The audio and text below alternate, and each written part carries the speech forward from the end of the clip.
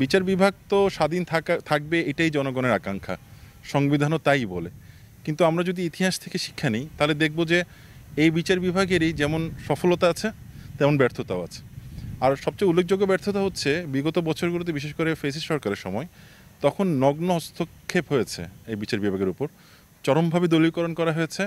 বিশেষ করে ভিন্ন ধর্মী বা ভিন্ন মতের কাউকে দমনের ক্ষেত্রে কিন্তু বিচার বিভাগকে ব্যবহার করা হয়েছে, যেটা আসলে খুবই দুঃখজনক।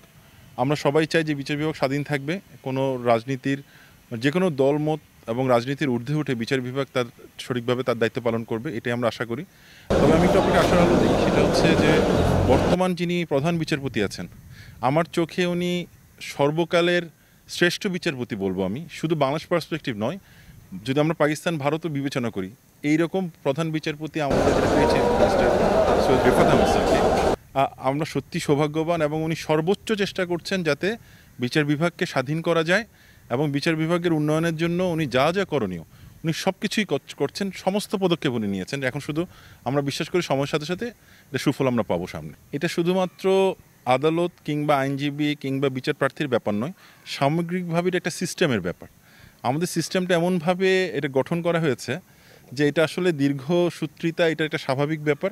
আমি মনে করি যে এখানে কাঠামোগত সংস্কার যেমন প্রয়োজন, তেমন আইনিও অনেকগুলো সংস্কার প্রয়োজন। কারণ অযাচিত কারণে আমরা কিন্তু দেখতে পাই যে সময় ক্ষেপণ হচ্ছে, বারবার সময় নেওয়া হচ্ছে, কিংবা আপনি লোয়ার কোর্ট থেকে হাইকোর্ট থেকে দেন অ্যাপিলেট ডিভিশন, দেখা যাচ্ছে একটা ম্যাটার শেষ হয়ে আবার একই ইস্যু নিয়ে হয়তো অন্য কোনোভাবে আবার সেই নিম্ন আদালত থেকে শুরু হচ্ছে। তো এই দীর্ঘসূত্রিতার অনেকগুলো কারণ আছে। এখানে বিচার প্রার্থীদেরও যেমন কিছুটা ব্যর্থতা আছে বা দুর্বলতা আছে, তেমনি করে আমরা যারা আইনজীবী, আমাদের দিক থেকেও আমার মনে হয় যে দীর্ঘসূত্রিতা করার একটা প্রচেষ্টা বিভিন্ন কারণেই থাকে, যেটা আসলে গ্রহণযোগ্য নয়।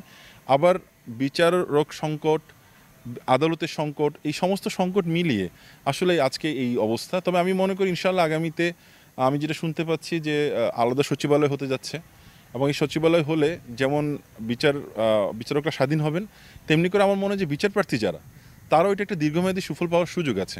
দীর্ঘসূত্রিতা কমবে, মামলার জট হয়তো কমবে, প্রচুর পরিমাণ হয়তো প্রয়োজনীয় সংখ্যক বিচারপতি নিয়োগ হবেন, বিচারক নিয়োগ হবেন, সব কিছু মিলে আমি আশাবাদী। তবে হ্যাঁ, এখন পর্যন্ত আপনার কথাই সত্য যে মামলার জটটা কিন্তু খুবই অ্যালার্মিং পর্যায়ে চলে গেছে। দেখুন, আমার বিশ্বাস হচ্ছে যে সাতকানিয়া লোহাগাড়া বরাবরই কেন জানি বিমত আসলে আচরণ করা হয়েছে সাতকানিয়া লোহাগাড়ার সাথে। সব কিছু থাকার পরও আমরা অনেক পিছিয়ে আছি। আপনি যেহেতু বিজ্ঞান নিয়ে বললেন, আমি বলবো যে রাষ্ট্রের এখন আমাদের প্রধানতম দায়িত্ব হচ্ছে বিজ্ঞান নিয়ে চর্চা করা, অথচ আমরা সেটা দেখছি না। আমাদের পার্শ্ববর্তী রাষ্ট্র কিন্তু এরই মধ্যে পারমাণবিক বোমা বানিয়ে ফেলেছে, তারা তাদের প্রোটেকশনটা নিশ্চিত করে ফেলেছে।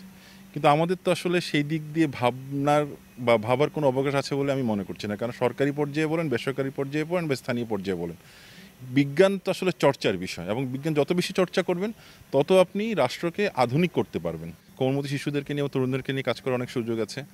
স্বাস্থ্য খাত, যেটা একটু আগে বলেছি যে স্বাস্থ্য খাতে অনেক অপ্রতুল আমাদের হাসপাতাল সংখ্যা, অনেক অপ্রতুল। আমি মনে করি যে সিট সংখ্যা বাড়াতে হবে, আধুনিকায়ন করতে হবে হাসপাতালগুলোকে, প্রাইভেট পর্যায়ে আমাদেরকে বড় বড় হসপিটাল ওখানে তৈরি করার প্রয়োজন আছে।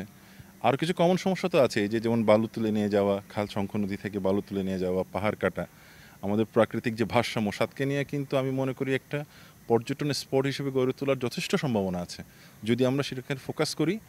এখানে অনেক সুন্দর অপশন আছে, নদী আছে, খাল আছে, বিল আছে, পাহাড় আছে, পর্বত, সব কিছুই আছে আমাদের এখানে, জঙ্গল আছে, ইভেন মানে প্রাণীদের অভয়ারণ্য আছে।